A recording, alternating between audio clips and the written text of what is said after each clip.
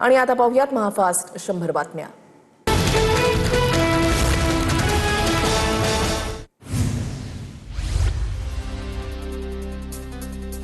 जनता येत्या निवडणुकीमध्ये सरकार बदलेल, सरकार बदलणं लोकशाहीसाठी आवश्यक, खूप काळासाठी सरकार राहिल्यास ते अहंकारी होऊन जातं। TV9 मराठीच्या मुलाखतीमध्ये अभिजित दिपकेंकडून भूमिका स्पष्ट। संसदेच्या सभागृहातही शिवीगाळ केली जाते, मात्र नेत्यांवर गुन्हे दाखल नाही, मग विद्यार्थ्यांवरच का? TV9 मराठीच्या मुलाखतीमधून अभिजित दिपकेंचा सवाल। विद्यार्थ्यांवरचे गुन्हे मागे न घेतल्यास पुन्हा आंदोलन करण्याचा इशारा। कॉकरोच जनता पार्टीसह काही संस्थांच्या फॉरेन फंडिंगची चौकशी सुरू, गैरवापर असल्यास कारवाई होणार। गृहराज्यमंत्री पंकज भोयर यांचा इशारा। CJPला विदेशी फंडिंग होत असेल तर ते गृहमंत्र्यांचं अपयश, दिपकेंचा पलटवार। मोदी शाह हे स्वतःच्या सरकारच्या असंतोषाचे जनक, तरुणांमध्ये ट्रोलिंगची सुरुवात नमो रुग्णांकडूनच झाली आहे। माफ करण्याच्या ऐवजी मोदींनी माफी मागावी, उद्धव ठाकरेंचा पलटवार। आमदार फोडण्यासाठी पैसे आहेत पण तरुणांसाठी नाहीत, राज ठाकरे सत्ताधाऱ्यांवर कडाडले। डिजिटल व्यवहारांचा उल्लेख करत आमदार खासदारांच्या कथित खरेदी विक्रीवर उपरोधिक टीका। चंद्रकांत पाटलांनी आयुष्यभर डोक्याला तेल चोपडलं तरी बुद्धी आली नाही, मला चंद्रकांत पाटलांच्या मेंदूवरचे फिंगरप्रिंट पाहायचे। मनविसेच्या मेळाव्यात राज ठाकरेंची फटकेबाजी। मुंबईच्या सिद्धिविनायक मंदिरामधून दरवर्षी 18 कोटींची चोरी, राज ठाकरेंच्या खळबळजनक आरोप। मंदिरातील कर्मचाऱ्यांनी उपमुख्यमंत्री शिंदेंना लिहिलेलं तक्रारींचं पत्र भर सभेमध्ये वाचून दाखवलं। महाराष्ट्राच्या राजकारणामध्ये राज ठाकरेंची विश्वासार्हता शून्य, राज ठाकरे फक्त मिमिक्री आर्टिस्ट आणि स्टँडअप कॉमेडियन। राज ठाकरेंनी सिद्धिविनायक मंदिराबाबत केलेल्या वक्तव्यावरून साठम यांची टीका। पत्रामध्ये अर्धसत्य, वाढीव उत्पन्नाचा ऑडिट रिपोर्ट आला पाहिजे, राज ठाकरेंनी केलेल्या आरोपांनंतर सिद्धिविनायक मंदिराचे विश्वस्त सदा सरवणकरांची प्रतिक्रिया। माझ्या मागे राज ठाकरे नावाची शक्ती, मला फक्त तुमची साथ हवी आहे। मनविसेच्या वर्धापन दिनाच्या भाषणाच्या वेळेला अमित ठाकरे भाऊक, काही वेळ ब्लँक झाल्यानं ते स्टेजवरून निघून गेले। उपमुख्यमंत्री एकनाथ शिंदेंनी संजय शिरसाट आणि बच्चू कडूंना झापलं, माहितीची भूमिका ठरली नसताना अभिजित दिपकेंना भेटायला परस्पर का गेलात? शिंदेंकडून विचारणा। संजय शिरसाट आणि बच्चू कडूंच्या मनामध्ये नेमकं काय आहे स्पष्ट करावं, प्रसिद्धीसाठी अशा प्रकारची नौटंकी करणं बंद करावं। अभिजित दिपकेंसोबतच्या भेटीवरून प्रवीण दरेकरांची टीका। केंद्रीय गृहमंत्री अमित शहांच्या हस्ते NSA अजित डोवालांचा लोकमान्य टिळक राष्ट्रीय पुरस्कारांना सन्मान, देशाच्या सुरक्षा मोहिमांमध्ये महत्त्वपूर्ण भूमिका बजावल्यानं गौरव। मोदी सरकारच्या ध्येयामध्ये अजित डोवाल यांचं मोठं योगदान, डोवाल यांच्यामुळे 13 बॉम्बस्फोटांचे प्रकरण मार्गी लागली।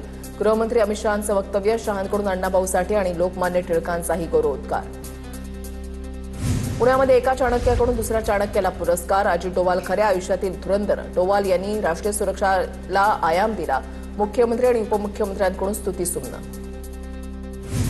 देशाचे गृहमंत्री रात्रीच्या अंधारामध्ये पुण्यात आले पण 10 दिवस संसदेमध्ये आले नाहीत, अमित शहा नेमकं कुणाला घाबरतात? टीका करत संजय राऊतांचा सवाल। जालियनवाला बाग हत्याकांडानंतर देशामध्ये जंतर मंतर कांड घडलं, संजय राऊतांकडून अमित शहांचा जनरल कायर असा उल्लेख, तर ठाकरे आणि राऊतांना कांड करण्याचं काम चांगलं जमतं, नवनाथ पण यांचा टोला। खालच्या भाषेमध्ये बोलू नये असं मोदींनी आपल्या पक्षातील लोकांनाही सांगावं, गेल्या 12 वर्षामध्ये भाजपनं जे पेरलंय ते आता उगवायला सुरुवात झाली आहे। पंतप्रधान मोदींच्या व्हिडिओवर राज ठाकरेंची टीका। पंतप्रधानांवर खालच्या शब्दामध्ये टीका हे चुकीचंच, पण दुसऱ्यांनाही आया असतात। मोदी म्हणतात शिवीगाळ करणाऱ्या त्या मुलांना माफ केलं, पण 12 वर्षाच्या अत्याचाराची माफी कोण मागणार? राज ठाकरेंनी सुनावलं। विद्यार्थ्यांवरील कारवाईवरून आदित्य ठाकरेंचा सरकारवर निशाणा, आंदोलकांना घरातून ताब्यात घेतलं जात असल्याचा आदित्य ठाकरेंचा आरोप। आंदोलनामध्ये तरुणींशी गैरवर्तन करणाऱ्यांवर कारवाई नाही, आदित्य ठाकरेंचा सवाल। UPSCचा पेपर कधी फुटत नाही, नीटचा पेपर कसा फुटतो? विद्यार्थ्यांवर लाठीचार्ज करणं हे योग्य आहे का? सुप्रिया सुळेंचा सवाल। विद्यार्थ्यांशी प्रेमाने बोलले असते तर ही वेळ आली नसती, सुप्रिया सुळेंचा केंद्र सरकारवर निशाणा।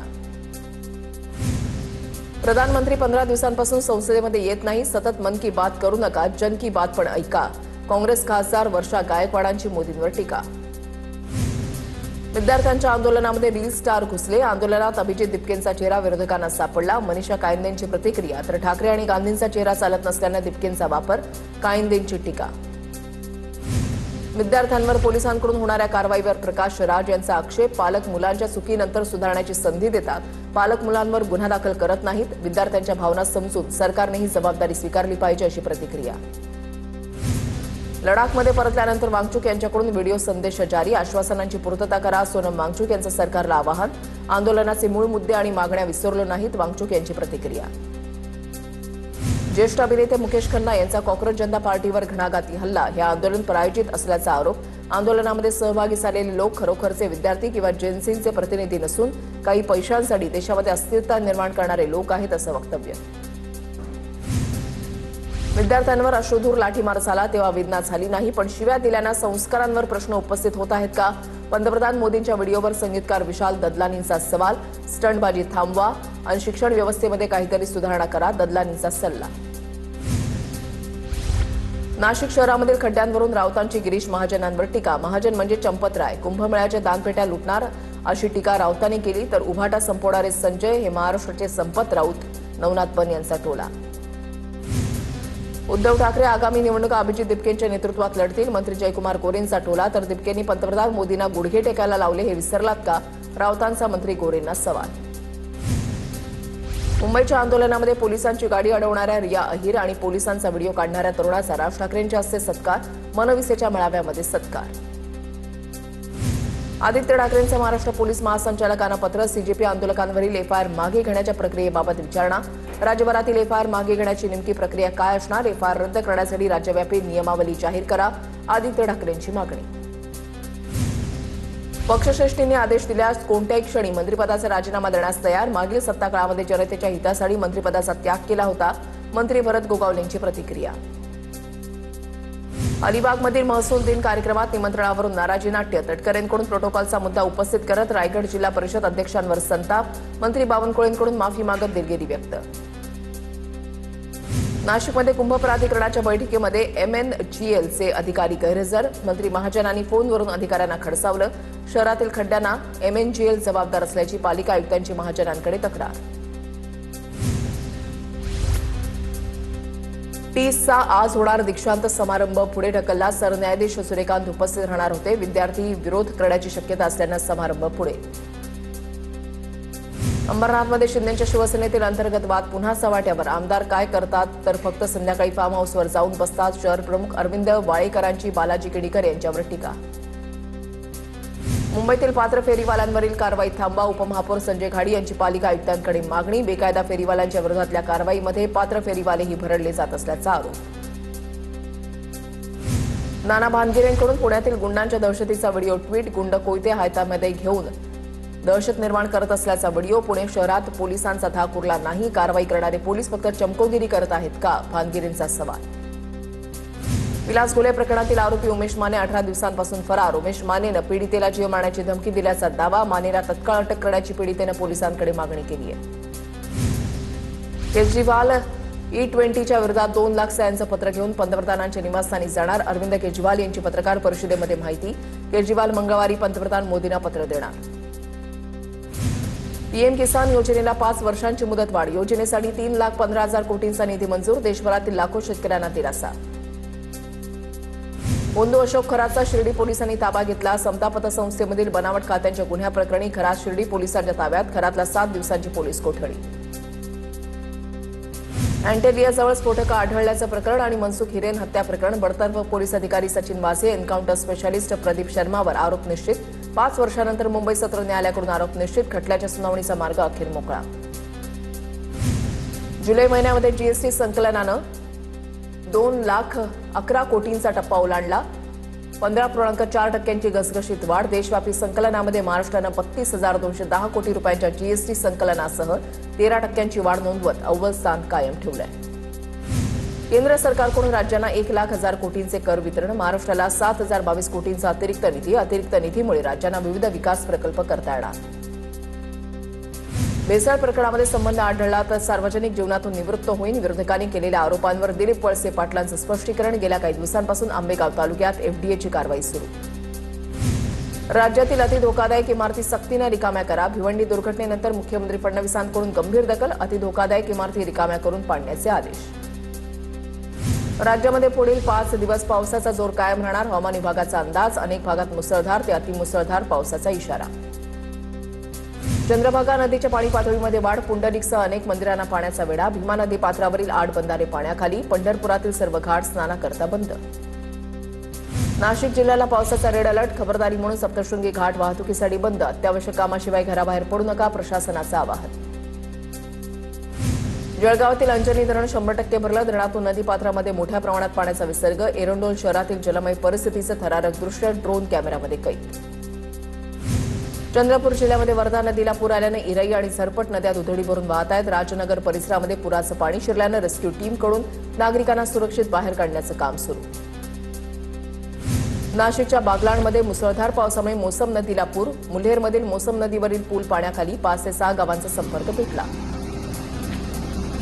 नाशिकच्या वालदेवी नदीला आलेल्या पुरामध्ये एक जण वाहून गेला. शुक्रवारी संध्याकाळची घटना आहे. बेपत्ता तरुणाचा अद्यापही शोध सुरूच. तरुणाचा शोध घेत असताना पाण्याच्या वेगामुळे एनडीआरएफची बोट उलटली. साताऱ्याच्या घाटमाथ्यावरील मुसळधार पावसामुळे कृष्णा नदीच्या पाणी पातळीमध्ये वाढ. वाईच्या महागणपती मंदिराला पाण्याचा वेढा. मंदिरात विशेष आरती करण्यात आली.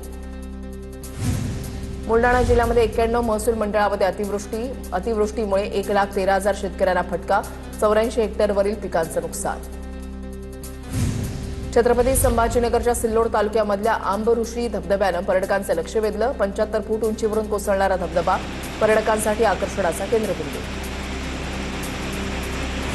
वाशिम जिल्ह्यामध्ये गेल्या 3 ते 4 दिवसांपासून सुरू असलेल्या जोरदार पावसानं मोठा दिलासा. पावसामुळे धरणं आणि जलस्रोतांमध्ये लक्षणीय वाढ. धुळ्याच्या पांझरा नदीवरील नव्या पुलाच्या बांधकामाला मुसळधार पावसाचा फटका. नदीला आलेल्या पुरामुळे अवघ्या काही सेकंदात निर्माणाधीन पुलाचा अर्धा भाग वाहून गेला. साक्री तालुक्यामधल्या सामोडे गावाजवळ घडली घटना. संपूर्ण घटनाक्रम. नवापूर शहर आणि परिसरामध्ये सुरू असलेल्या मुसळधार पावसामुळे रंगावली नदीला पूर. वाढलेल्या पाणी पातळीमुळे नदीकाठावरील गावांना सतर्कतेचा इशारा. नवापूर गावातील महादेवाचं मंदिर पाण्याखाली. पंढरपूरमध्ये उजनी आणि वीर धरणातून सोडलेल्या विसर्गामुळे चंद्रभागा नदीच्या पाणी पातळीमध्ये वाढ. उजनीतून 80,000 तर वीर धरणातून 43,000 क्युसेकनं विसर्गानं भीमा नदीला महापूर. भीमा नदी पात्रामध्ये असलेल्या पुंडलिक मंदिरासह इतर मंदिरांना पाण्याचा वेढा. सांगलीच्या चांदोली वारणा धरणाच्या पाणलोट क्षेत्रामध्ये पावसाचा जोर कायम. चांदोली धरण 86.40% भरलं. चांदोली धरणातून वारणा नदीपात्रामध्ये 6,900 क्युसेकनं पाण्याचा विसर्ग. छत्रपती संभाजीनगरमधील सावरगावमध्ये मुसळधार पावसामुळे पूर्णा नदीला पूर. नदीपात्रामध्ये मोठ्या प्रमाणात पाण्याची आवक. वाहतूक सेवा काही काळासाठी पूर्णपणे ठप्प. साताऱ्यातील कोयना धरणाच्या वक्र दरवाजामधून विसर्ग वाढवणार. कोयना नदीपात्रामध्ये 33,826 क्युसेकनं विसर्ग सुरू राहणार. सध्या कोयनेच्या पाणलोट क्षेत्रामध्ये मुसळधार पाऊस. विदर्भात सुरू असलेल्या मुसळधार पावसामुळे पूर्णा नदीला पूरसदृश स्थिती निर्माण. जळगावमधील हतनूर धरणाच्या पाणलोट क्षेत्रामध्ये सुद्धा मोठ्या प्रमाणात वाढ. विदर्भासह खानदेशातील नदी क्षेत्रामधील हजारो हेक्टर शेती पाण्याखाली. जळगावच्या एरंडोल तालुक्यामधल्या अंजनी धरण 100% भरलं. धरणातून नदीपात्रामध्ये मोठ्या प्रमाणात पाण्याचा विसर्ग. सततच्या पावसामुळे अंजनी नदीकडून रौद्र रूप धारण. निफाड तालुक्यामधल्या नांदूर मध्यमेश्वर धरणाचा विसर्ग 10,000 क्युसेकनं कमी. सध्याच्या घडीला 39,917 क्युसेकनं पाण्याचा विसर्ग सुरू. या हंगामामध्ये आतापर्यंत 38.37 टीएमसी पाणी जायकवाडीमध्ये सोडण्यात आलं.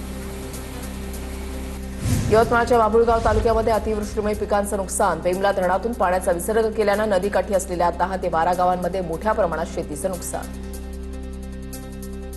ओडिशामधील 30 पैकी 20 जिल्ह्यांमध्ये भीषण पूरस्थिती. 7 लाखांहून अधिक नागरिकांना फटका. कटक, पुरी, खुर्दा आणि जगतसिंगपूर जिल्ह्यांना पुराचा सर्वाधिक तडाखा. 1,90,000 लोकांचं सुरक्षित स्थळी स्थलांतर. केरळमधील अनेक जिल्ह्यांना अतिवृष्टीचा रेड अलर्ट. पठाणमथिट्टामध्ये ढगफुटी सदृश परिस्थिती. 2 तासामध्ये 300 मिलीमीटरहून अधिक पाऊस. नदीकाठच्या नागरिकांना सतर्कतेचा इशारा.